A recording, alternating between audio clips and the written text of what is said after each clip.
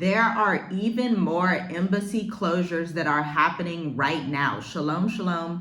Welcome back to the channel. You are watching Journey with Us, but listen, I have an urgent message for you. In this video, I'm going to tell you about the embassy closures that are happening right now in Iran, because there are other embassies like Australia that already decided to close their embassy in Iran, okay? We did not hear about this through Western news. We did not hear about this through CNN, but I was like looking at the video that I just did a couple of days ago. So many people watched it, about 30,000 people. And I'm like, wait a minute, we didn't even give the full story, because there are other countries closing their embassies across the world, which is showing us which countries people are going to be aligned with. It's basically showing us like World War II, they had like the Axis powers, and then it was like, what were the other people called? No, the Allies and the Axis powers, right? And so right now we're seeing the same thing shape up, where some of these embassies are closing. Again, for example, Australia closed its embassy in Tehran and evacuated staff to Azerbaijan over fears of the retaliatory attacks that happened last week at their nuclear sites. Around 2,000 Australians had been registered for their system, okay? The UK followed suit and evacuated their personnel from Tehran as well. So let's get into this video and really break this down so you understand what's happening. So, embassies are closing. President Trump just ended birthright citizenship.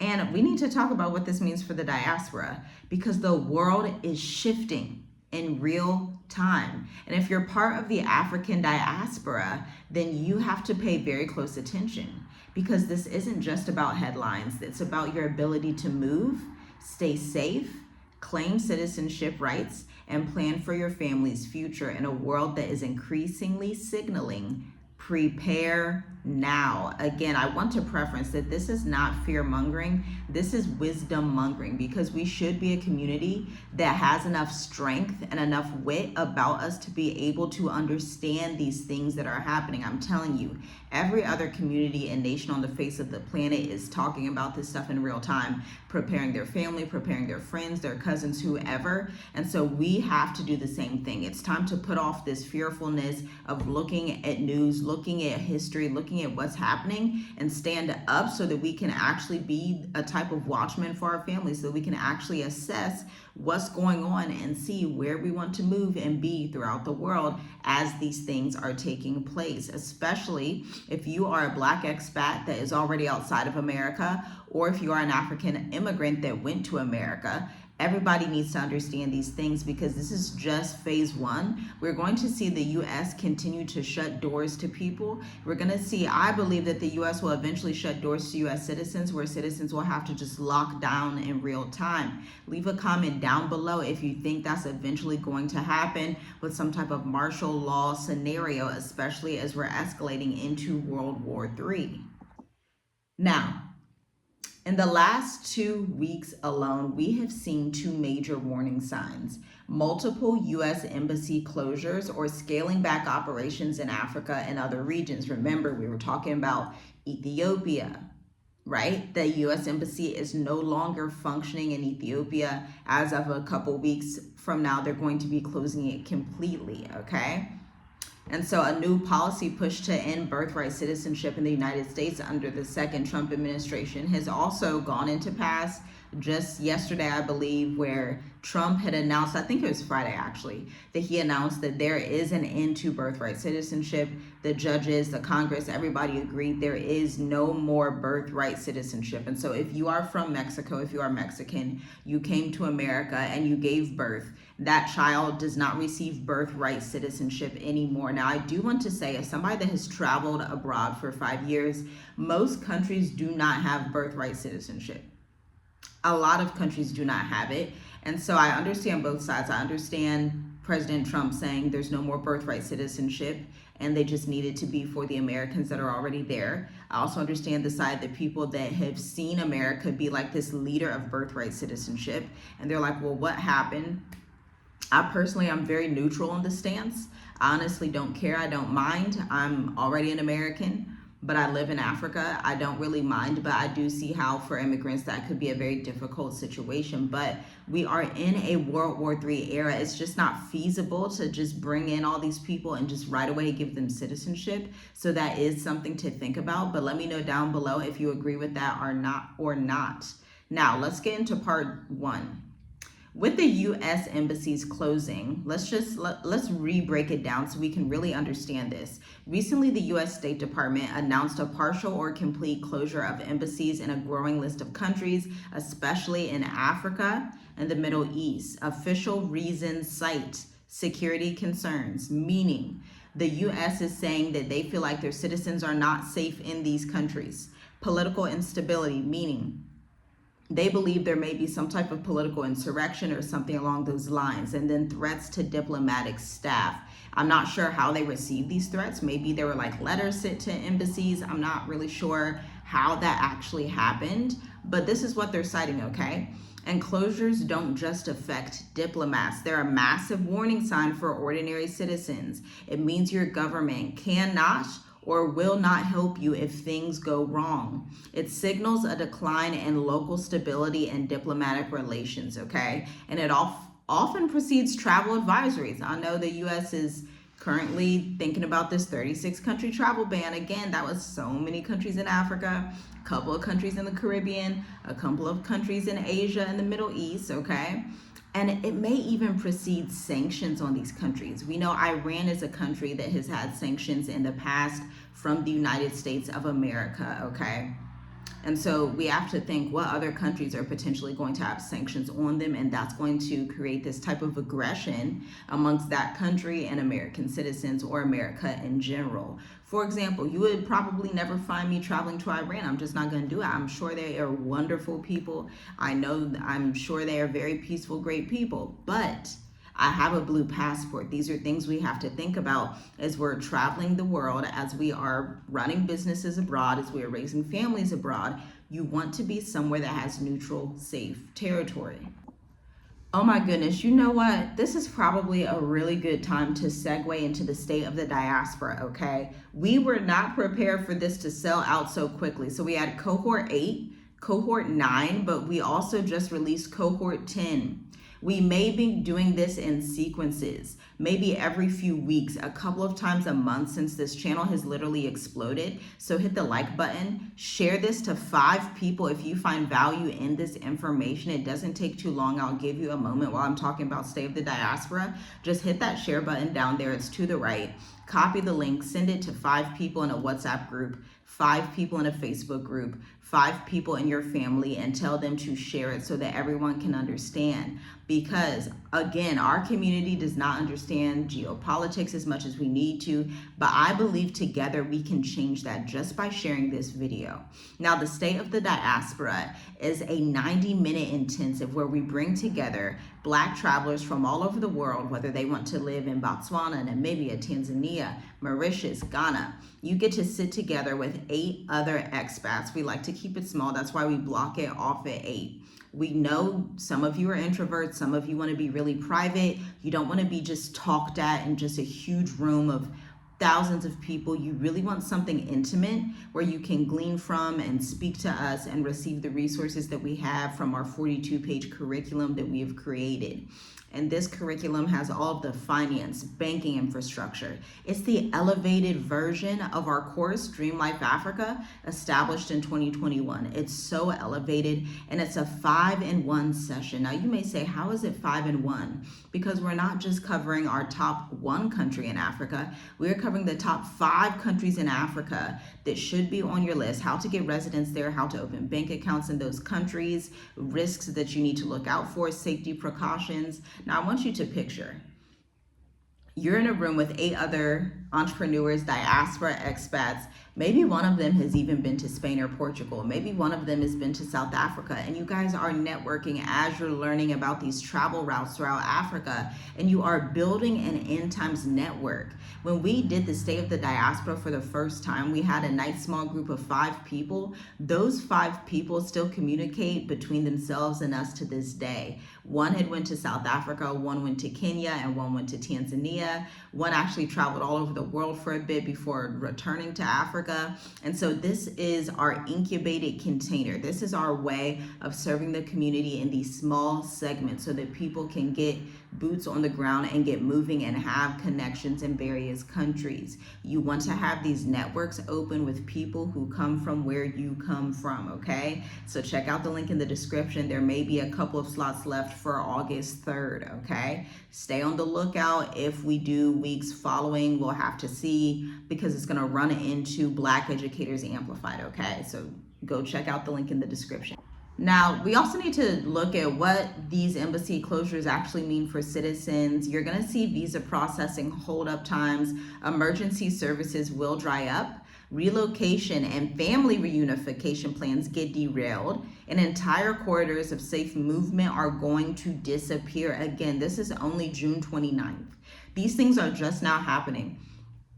So I want us to think proactively. What do you think this world looks like in the next 6 months, in the next 12 months, when maybe there's more escalations in World War III?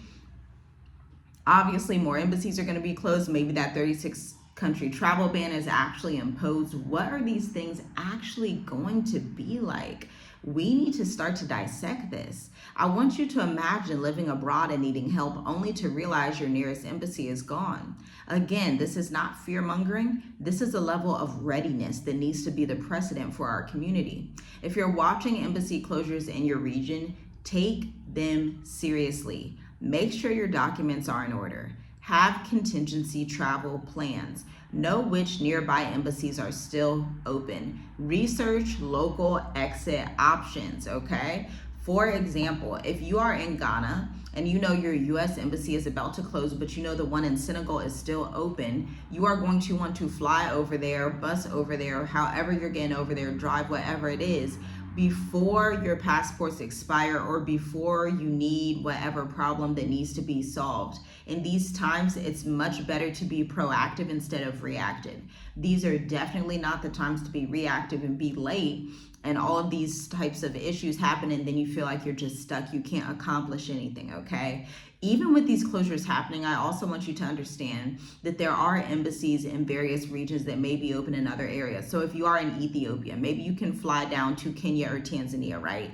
If you are in Ethiopia, maybe you could go up to Egypt, unless the Egypt one is going to close. We actually need to follow that and see if that one's going to close. But I know for a fact the Kenyan one, the Tanzania one, as of right now are open. So if you're in Ethiopia, maybe you can go to one of those countries if you need the U.S. Embassy. But again, you need to plan ahead. So if little Billy, your son who's 9 years old, needs his passport, because children's passports expire every 5 years and his passports expire in about a year or 9 months, I would go ahead and just exit now, go down to Kenya, go down to Tanzania, visit the U.S. Embassy, and then come back up. But with this being said, you also have to think about the affordability of the regions that you're traveling. East Africa is not the most affordable region to travel. It's arguably one of the most expensive regions to travel on the face of the planet, to be quite honest with you.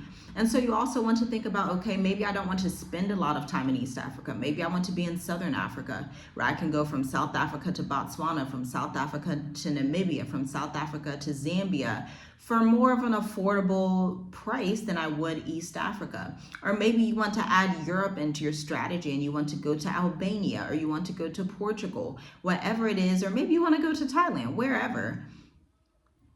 Whatever it is, you want to take all of these things into consideration, and we go deeper into these maneuvers in the state of the diaspora, okay? Because these things are serious. And then the next thing we need to think about is, why are these closures happening now? Like today, like this week, like this year? Why is it happening now? These closures are not random. We're seeing a world that is increasingly split into geopolitical camps, okay?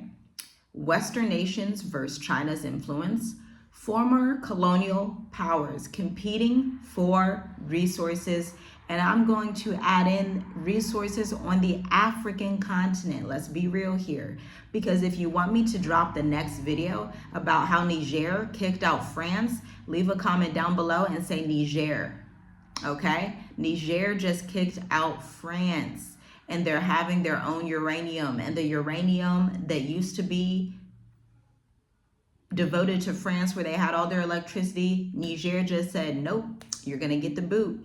You're going to get the boot and you're going to get the right price, just like Congo, okay? Just like Congo said they were doing a few days ago. But here's the thing, I also have to intercede on that issue with Congo, is that Congo and Rwanda were just in the White House. And Congo actually said they worked out a deal with America. President Donald Trump, he was very proud when he said it. Let me know, should I add that into the Niger and France video? Okay, but President Donald Trump basically said that him and the Congolese president, they have come to a good deal to get the minerals. So there's some kind of favor that the U.S. was able to work out with the Congo. I'm not sure what that looks like, but we will see. It's a growing story. It's something that we just follow and see what's going on, because the African Renaissance is happening. The fall of the West is also happening. And so it's just like a watch and see type of thing to understand what is going on and how you can invest in the continent or invest in Asia, invest in Europe. But essentially your goal is to exit America. That's your goal. You want to exit the collapsed society that is the great Babylon, America, okay? And now we also know local governments are going to push back on foreign interference. This realignment is going to create instability. And when things heat up, embassies are the first to retreat. They are the very first. For African nations, this is also about resource nationalism. Isn't that what we're talking about? Countries like the Democratic Republic of Congo are asserting more control over critical minerals, and that worries the West. And so the West says, let's just close these embassies since you want to have your own resources. Let's just shut shop down. And they don't understand, or maybe they do understand, and that's why they're so frustrated. It does not matter. When the Congo owns its cobalt, when Niger owns its uranium, when Ghana owns its gold, and they don't need America, you can just trade with China, you can just trade with India, you can just trade with Russia, and they're not using the US dollar. That does not hurt anybody but the US of A. On top of the Israel-Iran war conflict, that does not hurt anybody but the US of A, okay? Now, of course, Trump is ending birthright citizenship, and at the same time, the United States has declared that he intends to end it and he has been reelected.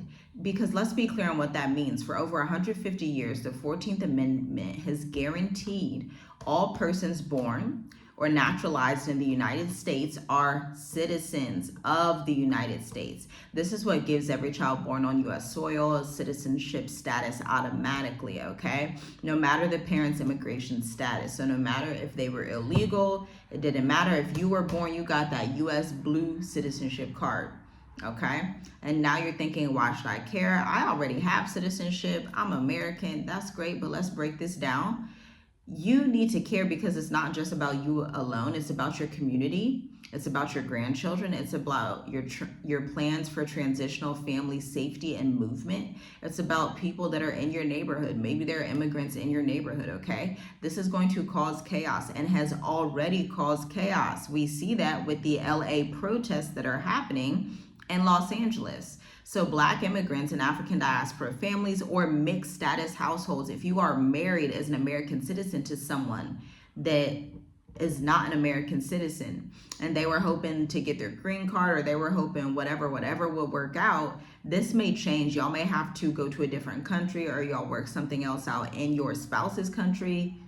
You got to decide what to do, right? And future generations may not have automatic citizenship rights for these mixed up families. Families will face harder choices about where to have children. And lastly, mobility. This impacts the mobility. Your ability to leave if things get worse becomes even more limited. So hopefully for those children that are not going to have that automatic birthright citizenship, hopefully they would have it in their home country. I mean, that's a very tough situation for those of you who are married to someone that's not an American. That's very tough. Because without that birthright citizenship with these mixed up families, I mean, you would just hope that, I guess, the other spouse's country would give them citizenship, depending on which country it is in the world and which region. I'm not sure. Y'all chime in down below. I don't know how that's going to work, but it sounds very, very stressful, okay? And we don't want you, and they're basically saying, we don't want you here. We're closing the door for your children. It's a part of the same nativist anti-immigrant trend that drives border walls, travel bans, and family separations. But at the same time, With that being said, that's a very liberal statement. I also understand the conservative Republican statement, because the US is one of the only countries on earth that does that, to be quite honest with you. Most countries do not have automatic birthright citizenship, especially in Africa. I'm not sure about Europe, but Africa is not too big on that. Typically, you are who your parents are, but then if the parents are mixed up, it can become a little bit problemsome, right? Even for people in Africa, it just depends, right? And so the bigger picture here is hardening borders and closing options. Embassy closures limit your abilities. Ending birthright citizenship at home limits certain families' ability to claim a secure legal status in the U.S. But I don't want you to panic. I want you to plan. This is not about scaring you. This is about empowering you to make sovereign choices. These are a few steps that you can take today. Watch embassy closures in your region. Follow the State Department advisories. At least chime in and see like what notifications they're putting out so you can understand what is happening. Review your passport and visa situation early. Don't do it late. Don't be the last minute person. Do it early. Have a family plan for sudden exit or relocation. This is where intensives like Stay at the Diaspora come in, where you can have a contingency plan. You can see, okay, do I want to be in a country that's going to offer me a 5-year visa, and then I get to actually apply for citizenship? There are a couple of countries in Africa like that, i.e. Rwanda and Botswana. Now, you also want to consider investing in residence by investment or second passport programs. Mauritius, Africa has some of my favorite residency options on the face of this planet, to be quite honest with you. And you also want to look into dual citizenship options in African and Caribbean countries. Learn about visa policies for your target location, understand the immigration site from the inside out, build financial reserves for emergency travel. So investing in your gold, investing in your silver, if you're investing in crypto, whatever you're investing in, have those emergency reserves available. I know that has been monumental for our life abroad. We are super savers, super emergency reserve people, so that we are always good, okay? That's part of traveling abroad. You want to always be good by having that self-control to save and have your resources where you need them to be. And then lastly, of course, you can join communities like the Stay of the Diaspora Intensive. This is a call to action for the diaspora to build communities, because we are living in a time that demands clarity, demands networking, demands international movement, okay, and not complacency. Our ancestors were forced to move without choice. We know this, and we have a chance to move with intention. We have a chance to move with an era of stability. We have a chance to move with heritage, with inheritance, with birthright, with sovereignty, a chance our ancestors didn't necessarily have, right? But it's only if we prepare. And if you're ready to go deeper, you're ready to move beyond the headlines and actually plan your move, build your strategy, and understand your options, check out the link in the description. Again, share this with 5 people. Like this video. Subscribe to the channel if you're not already subscribed. I see so many people watching these videos, and I just wonder, I'm like, dang, why y'all not subscribed? I know you'd be coming back. If you have watched more than 5 videos from us in the past week, you should be subscribed. You just should. If you've watched more than 5 videos, if you count on your fingers right now, oh shoot, I watched that one Monday, Tuesday, Wednesday. If you see our notifications come in on your phone and it says journey with us, and you're like, you need to subscribe. Like, we are happy to have you here. We are happy to have you as part of the family. We are honored and privileged to be able to serve you in this way. And also let me know down below, what is the next topic that you want me to cover? Because if a lot of people are on one accord with the same topic, I will deep dive into it so we can share that information with the community. Shalom, shalom. I'll see you in the next video. Stay prepared.